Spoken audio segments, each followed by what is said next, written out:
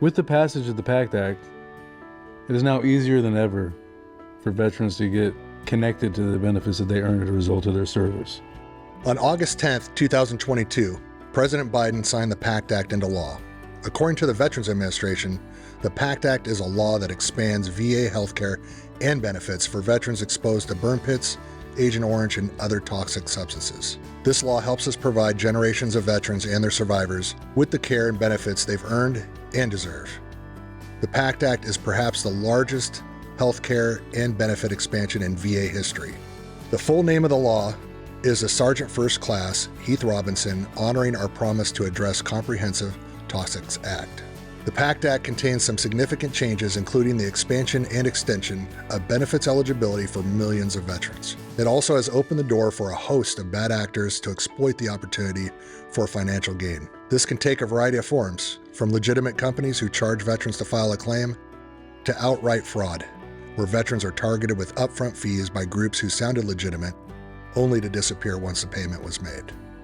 The key to not becoming a victim of pay-for-play schemes and predatory claim sharks is your County Veteran Service Officer, often referred to simply as CVSO, or just VSO, or a veteran service organization like Disabled American Veterans or the American Legion, among others. These VSOs are accredited by the Veterans Administration to assist veterans and their families with filing claims for disabilities incurred while serving, as well as pension and other benefits. What do all these services cost a veteran or their family? Nothing. No one is ever financially obligated when filing for VA benefits. I got hurt when I was in the Marines. I have multiple injuries. When I was in boot camp, I dislocated my shoulder. They took me to the hospital and they asked me if I wanted to get a medical discharge. I said, no, I'm not leaving boot camp until I become a Marine. I said, because I want to be a Marine. I came here to be a Marine, and I'm not leaving until I become a Marine. My injuries started actually in boot camp. There was no going easy on us, and it was very intense. And somehow I hurt my left leg. Later on in life, my leg was getting worse and worse, progressively worse. I had some physical issues, some issues with my knees, condition I developed while on active duty. Later on, it affected me. I've been putting off the surgeries for a long while. A helicopter knocked me down, and then I injured my both of my wrists, my elbows, my shoulders, and my back. So I was always in pain. So I had the head injury there, the ringing in the ears. So yeah, a lot of it is the mental health stuff. Really bad depression episodes. Migraine headaches, forgetfulness, like memory loss, PTSD, just hypervigilance all the time, being afraid of what may happen. After the years, you started noticing different things, and when you talk to your friends that were in the service also, you notice that there's a pattern. You all have the same issues. I was reluctant because when you're serving, it's like you're supposed to be tough. You're supposed to, not have any issues, so it's hard to admit that you do have an issue. Serving in the military comes with a great deal of risk, and oftentimes that risk can lead to permanent injuries, both physical and psychological. So if you've had any of these types of injuries in service, I encourage you to go to your veteran service officer, your local county VSO, so they can assist you with their benefits. I always have pain, and just at that time I got a job with the post office, and I didn't feel that I had to go to the VA. You don't have to be apprehensive about seeking services. You're not taking benefits from anyone else. These services are for you as a veteran. Maybe this is going to be a big issue one day where I am not going to be able to provide for my family. So with keeping them in mind, that's why I went ahead and sought Service Connection. And it was totally for my family. Everybody talks about how difficult it is to get any kind of benefits from the VA. And you're like, I don't know how to do this. I don't know how, like va.gov, you're like trying to figure it out. I told my friend Ruben, I said, you know what, I can find anybody there that can help me. So he told me about this company that can help you. I felt I didn't have a choice but to try and reach out to get help from someone. There are a lot of companies and individuals out there that seek out veterans just for the sole purpose of making money and taking advantage of them. A claim shark, a pension poacher, these are negative terms assigned to individuals that are looking to prey on veterans. And they're looking to take advantage of veterans when they're on a vulnerable state. So I would get emails from companies that wanted to help you become service connected, and they would pretty much tell you what the fees were. They said, whatever we can increase your disability compensation, we want 5 months of that. It'll take 50% for 6 months of whatever the increase is. And you're like, dang, there's veterans all over doing this. So my uncles, both of my uncles, didn't have a good experience. They actually paid several thousands of dollars for a person who said they could establish service connection for them, only to result in nothing. After they closed my case, I had to pay them about $8,000. If I had known that I could get help from the VA, I don't think I would have gone to the company. It kind of makes me feel stupid that I fell for it.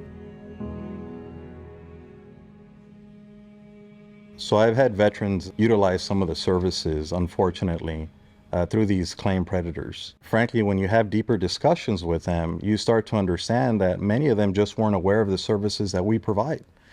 They weren't even aware that there were local veteran service officers. They weren't aware that there's a difference between accredited and unaccredited. It's important to not use unaccredited reps because they don't have the knowledge. It's important to not file a claim with unaccredited individuals because they're oftentimes asked to enter a contract where they're placed in a situation where they're going to have to pay for this service, or they might have to pay some of the benefits that are owed to them or entitled to them to some of these agencies. These services are free by veteran service officers. You know, veteran service officers are trained, they're educated, and they're recognized by the Department of Veterans Affairs. If you look up my name on the Office of Inspector General David West, Nevada County, you're going to find my number 46400, which means I'm an accredited representative. I've gone to school. If you're going to go to a barber, you're going to want somebody that has a license, who's been taught and who's been proven that they know how to cut hair. If you're going to go to a divorce lawyer, you're going to want somebody that passed the bar. If you go to the ice cream truck, you want to make sure that the person in the ice cream truck passed their public health inspection. These guys that are helping these unaccredited claims companies, they haven't passed a test. They're not licensed, they're not accredited. There's no other business in America where people would go and reach out to somebody who doesn't have a license to do their job.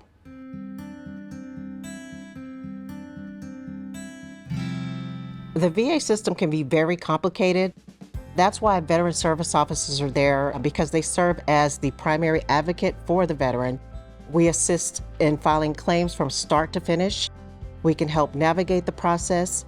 The most important thing, of course, is that we're free of charge. We're county employees. So the proper way to get a claim started would be to make an appointment with your local VSO. You'll go in and you'll sit down with the VSO. They'll discuss your symptoms, your disabilities, determine what's the best route for you to take. If there's additional documentation that's needed, the VSO will inform you of that, have you sign the appropriate forms. And our process is so streamlined now that we can actually process a claim likely within 10 minutes. So it doesn't take a lot of time. I'm gonna fight for you. I'm a Marine, I like to fight. I'm gonna fight for you and make sure you get every benefit you're entitled to. That's the only promise that I make in my office. I'm a promise I'm gonna work hard. And then we start counseling on the different services and benefits and everything that's available, anything you might be entitled to. We answer questions. We advocate against the VA for you. We can represent on an appeal. We can assist your family members. We represent the veteran throughout the whole process. These unaccredited people cannot do that. Literally, all they're doing is having you do 75% of the work of getting them information, filling out some forms, and then having the veteran mail it in. They don't even do that. The veteran mails it in. and then they collect payment afterwards, right? We do it all. No work on the veteran.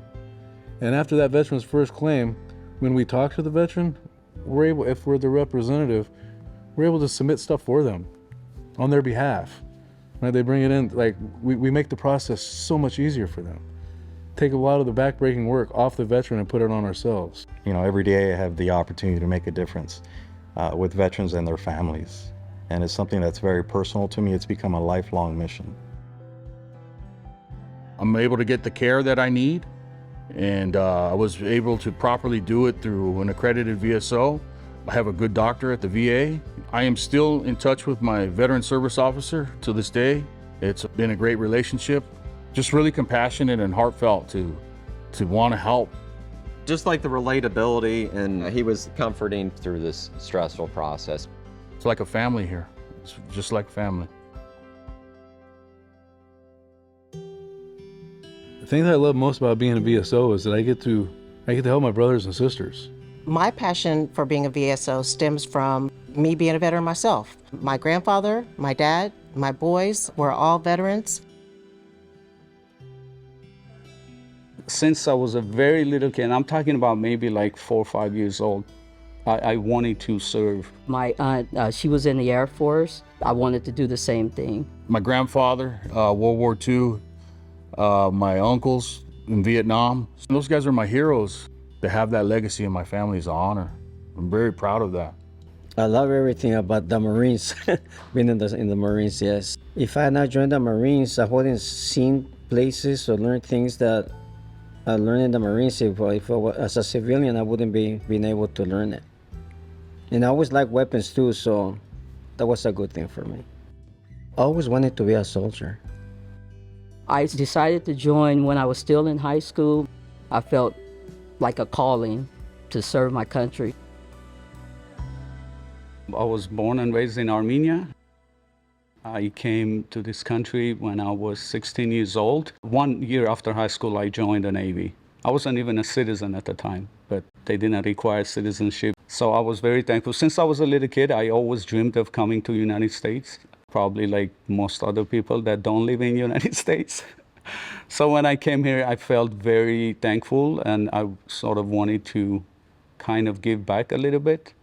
And I don't even consider like giving it back, actually. So I just wanted to serve the country. I think I got more than I gave back, but that's a different story. If I could serve again, I would serve again. If you serve in the United States Marine Corps and you hurt your knee, you need to get compensated for that knee. If you make the ultimate commitment saying, I will die for my country, you're entitled to that benefit. What I can tell you is, come visit us, come talk, right? Regardless of where you live, what part of this country, go to your local county veteran services officer and ask them what you're entitled to. What did you earn as of your commitment to country and service? And what we're gonna do is we're gonna break it down and we're gonna tell you what you're entitled to. We're gonna do everything we can to take care of you. That's what we're helping our brothers and sisters. It's really personable for us when we do our job. So my message to veterans would be there is definitely help out there. Reach out to the VA and get the help that you need. Don't wait like I did. Call the VSO, come visit.